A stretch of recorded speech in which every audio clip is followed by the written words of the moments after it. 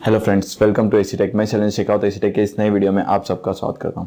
तो फ्रेंड्स, आज की जो हमारी वीडियो है ये शुरू करने से पहले मैं आप सबका थैंक्स कहना चाहूँगा, क्योंकि काफ़ी जनों ने हमारा जो एप्लीकेशन है ऑल एसी एरर कोड इसे अच्छी रेटिंग दी है। और अगर आपने अब तक ये जो एप्लीकेशन है, हमारा एप्लीकेशन है ऑल एसी एरर कोड, इसमें एरर कोड्स के अलावा भी काफ़ी सारी चीज़ें हैं जो एसी टेक्नीशियंस के लिए ज़रूरत की है। तो अगर आपने अब तक एप्लीकेशन डाउनलोड नहीं किया है तो नीचे जो डिस्क्रिप्शन है इसमें मैं लिंक दे दूंगा, आप वहाँ से डाउनलोड कर सकते हैं। और अगर आपने डाउनलोड कर रखी है लेकिन रेटिंग नहीं दी है तो उसी लिंक पे जाके आप प्ले स्टोर पे हमें रेटिंग दे सकते हैं। तो फ्रेंड्स, आज की इस वीडियो में हम 3 मेजर क्वेश्चंस के आंसर देने वाले हैं आपके। तो उसमें पहला यह है कि रेफ्रिजरेंट जो है वो गैस चार्ज करते वक्त वेट से करना चाहिए या प्रेशर से करना चाहिए, यानी वजन से करना चाहिए या प्रेशर देखते हुए करना चाहिए। दूसरा ज़्यादातर पूछे जाने वाला क्वेश्चन ये होता है कि जो वेट से अगर हम रेफ्रिजरेंट चार्ज करेंगे तो इसके फ़ायदे क्या क्या हैं। और तीसरा जो क्वेश्चन है जिसका आंसर आपको आज मिलने वाला वो ये है कि जब कंपनी में एसी बनता है, यानी मैन्युफैक्चर होता है एसी, रेफ्रिजरेटर, फ्रिज या कोई भी रेफ्रिजरेशन एयर कंडीशनिंग वाली चीज़ें, तो ये एप्लीकेशंस में जो रेफ्रिजरेंट है वो प्रेशर से चार्ज किए जाते हैं या वजन के हिसाब से चार्ज किए जाते हैं, यानी वेट से चार्ज किए जाते हैं। तो चलिए बढ़ते हैं आज की वीडियो की ओर। तो हम में से काफ़ी जन जो है, काफ़ी टेक्नीशियंस जो है वो जो रेफ्रिजरेंट चार्ज करते हैं, काफ़ी टाइम में हमें जो रेफ्रिजरेंट चार्ज करना होता है या लीक के वजह से कंप्रेसर चेंज, कंडेंसर चेंज, कोई भी इश्यूज आता है तो हमें रेफ्रिजरेंट चार्ज करना होता है। नॉर्मली हम रेफ्रिजरेंट चार्ज करते हो क्या करते हैं, अगर R22 है तो हम देखते हैं 60 to 70 PSI तक होना चाहिए suction pressure, all set go. तो इस हिसाब से हम रेफ्रिजरेंट चार्ज करते हैं। लेकिन आपको मालूम है कि जो रेफ्रिजरेंट का प्रेशर है वो टेम्परेचर के ऊपर डिपेंड करता है। इसे कहते हैं कि जो प्रेशर टेम्परेचर रिलेशनशिप। यानी जो प्रेशर है अगर कम होगा, टेम्परेचर कम होगा तो प्रेशर कम होगा, प्रेशर कम होगा तो टेम्परेचर कम होगा। Lower the pressure lower the temperature, higher the pressure higher the temperature. यानी अगर आप प्रेशर बढ़ाएंगे तो टेम्परेचर भी बढ़ेगा, प्रेशर कम करेंगे तो टेम्परेचर भी कम होगा। तो ये चीज़ इसमें कहाँ बैठती है गैस चार्ज करते वक्त। ये एकदम परफेक्टली बैठती है। आप में से काफ़ी जनों ने रेफ्रिजरेटर में गैस चार्जिंग किया होगा।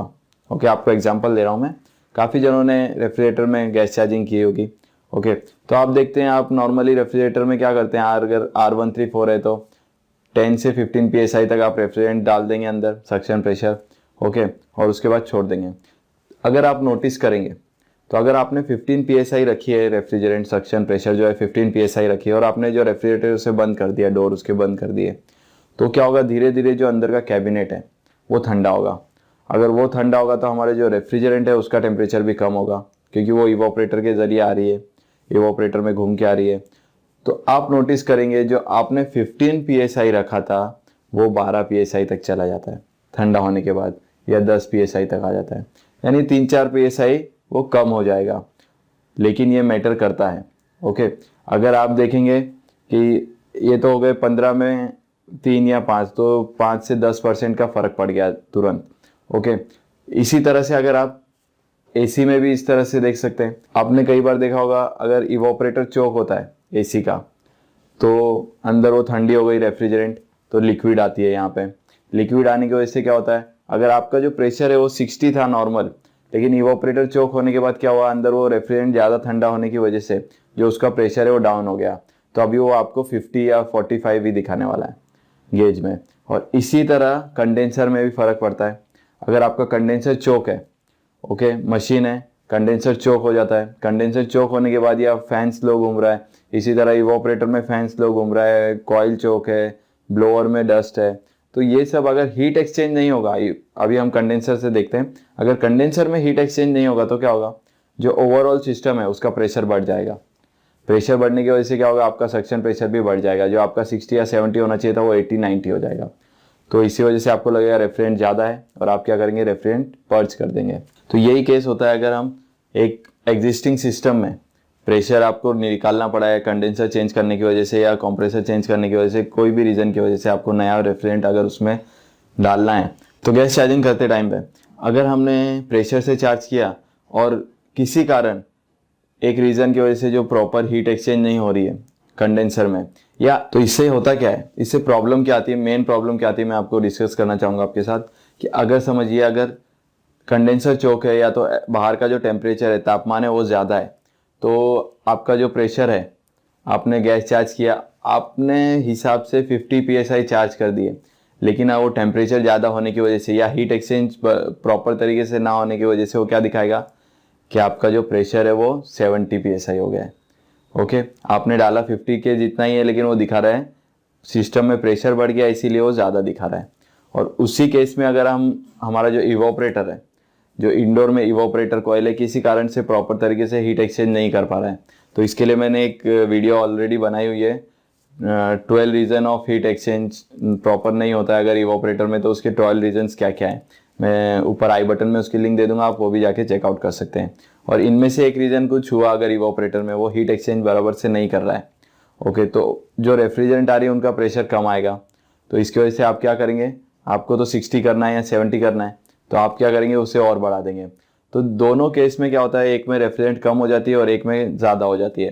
तो ये प्रॉपर तरीके से गैस चार्जिंग नहीं हुई, ओके, क्योंकि अगर रेफ्रिजरेंट ज़्यादा हो गई तो ओवरऑल सिस्टम में जितनी रेफ्रिजरेंट होनी चाहिए थी 700 या 800 ग्राम्स, कितनी भी जो भी मैन्युफैक्चर बताता है उतनी उसमें लिखी होती है, उससे अगर ज़्यादा हो गई तो क्या होगा, कंप्रेसर को वो कंप्रेस करनी पड़ेगी। तो अल्टीमेटली क्या हुआ कि हमारा जो सिस्टम का प्रेशर भी बढ़ा, जो आपकी कंडेंसर में प्रॉब्लम है वो भी ऑलरेडी है, जो वो रह ही गई, और एंड में हमारे जो कस्टमर है उसकी जो यूनिट है, पावर कंजप्शन है, वो भी बढ़ जाएगा।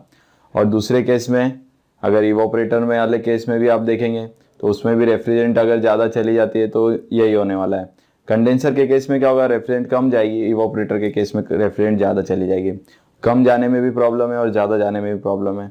कम जाने की वजह से हमें कूलिंग प्रॉपर तरीके से नहीं मिल पाएगी, और ज़्यादा जाने की वजह से भी सेम इश्यू आएंगे। और इसके बाद एक और प्रॉब्लम है, हमारे जो हीट एक्सचेंजर्स है दोनों, इनकी तो मैंने आपको डिटेल में अभी बता दिया है। इसके बाद हमारी है कैपिलरी या एक्सपांशन वाल्व। अगर कैपिलरी या एक्सपांशन वाल्व फुल चोक नहीं बोल रहा हूँ मैं, पार्शियली चोक होगी, तो क्या होगा, जो सारी रेफ्रिजरेंट है लिक्विड लाइन और कंडेंसर में रहेगी, सक्शन लाइन में कम रेफ्रिजरेंट आएगी। तो इसकी वजह से आपको क्या लगेगा, प्रेशर कम है, तो आप और रेफ्रिजरेंट चार्ज करेंगे। तो लिक्विड लाइन या एक्सपांशन वाल्व या फिल्टर ड्रायर हमारा चोक होने की वजह से भी जो सिस्टम है इसके अंदर रेफ्रिजरेंट ज़्यादा हम चार्ज कर देते हैं। और दूसरे हाथ में अगर हम देखते हैं कि अगर आप वेट के हिसाब से रेफ्रिजरेंट चार्ज कर देते हैं, तो आपको पता है कि अब रेफ्रिजरेंट का प्रेशर हमें कम या ज़्यादा नहीं करना है, अब दूसरी कोई प्रॉब्लम है जिसे हमें ढूंढना है कि भाई अगर आप समझिए उसमें 700 psi है, ओके, 700 ग्राम्स गैस है एक एसी में 1 टन के यूनिट में, तो आपने 700 ग्राम्स डाल दी, ओके, 700 ग्राम्स डालने के बाद उसका जो प्रेशर है ज़्यादा दिखा रहा है, 80 दिखा रहा है, तो आपको पता चल जाएगा कि भाई कंडेंसर में प्रॉब्लम है, आपको उसको सॉर्ट आउट करना है। और वही 700 डालने के बाद अगर आपने देखा है कि 40 psi दिख रहा है गैस, यानी इवोपरेटर साइड में कुछ प्रॉब्लम है, तो आपको वहाँ सॉल्व आउट करना पड़ेगा कि क्या प्रॉब्लम है, किस कारण से जो इवोपरेटर या कंडेंसर में हीट एक्सचेंज नहीं हो रही। इस तरह से जो है प्रॉपर आप गैस चार्जिंग कर सकते हैं। तो ये तो हो गया कि क्यों हमें गैस चार्जिंग करनी चाहिए वेट से, अभी आपको पता चल गया। तो इसमें एक प्रॉब्लम भी है, टेक्नीशियंस को आती है, जो हमें भी आती है, कि जो वेट मशीन है आपको एक कैरी करनी पड़ती है, और वेट मशीन कैसे एक डेलिकेट आइटम हो जाता है, ये हमारे टूल बैग में नहीं आ सकता, तो थोड़ी इश्यू है। लेकिन अगर आपको प्रॉपर काम करना है तो आपको वो कैरी करना होगा। इसके बाद का जो हमारा क्वेश्चन था, तो पहले जो क्वेश्चन था उसका आपको आंसर मिल गया होगा कि क्यों ज़रूरी है, क्योंकि प्रेशर कम ज़्यादा होने की वजह से, जो टेम्परेचर कम ज़्यादा होने की वजह से जो प्रेशर है वो भी कम ज़्यादा होगा। तो सबसे पहले क्वेश्चन का आपको आंसर मिल गया है, क्यों हमें गैस चार्जिंग करना जो वेट से करना ज़रूरी है, ओके, क्योंकि जो टेम्परेचर है वो डिपेंड करता है प्रेशर पे, प्रेशर डिपेंड करता है टेम्परेचर पे। अगर टेम्परेचर बढ़ेगा तो प्रेशर भी बढ़ेगा, इसीलिए हम प्रॉपर गैस चार्जिंग नहीं कर पाएंगे। दूसरा हमारा जो क्वेश्चन था वो ये था कि इसके फ़ायदे क्या हैं। इसका फ़ायदा तो सबसे बड़ा एक यही है कि अगर प्रॉपर टेम्परेचर नहीं आ रहा है इवोपरेटर या अपना कंडेंसर में, तो आपकी जो रेफ्रिजरेंट है वो ज़्यादा चली जाएगी कस्टमर में के एसी में, जो कम जानी चाहिए थी 700 ग्राम की जगह 900 ग्राम चली जाएगी या 1000 ग्राम चली जाएगी, ओके। और दूसरे में अगर कंडेंसर चौक होगा तो आपकी रेफ्रिजरेंट कम जाएगी सिस्टम में, लेकिन प्रॉपर कूलिंग नहीं देगी, तो कस्टमर आपको बार बार कंप्लेन करना लगेगा कि भाई पहले ऐसी कूलिंग थी अभी नहीं आ रही है, ओके। और इसके अलावा जो कस्टमर है उसका क्या होगा प्रॉब्लम, कि जो एसी है वो कंटिन्यूस चलेगा, और वो कंटिन्यूस चलने की वजह से उसके बिल भी ज़्यादा आएगा।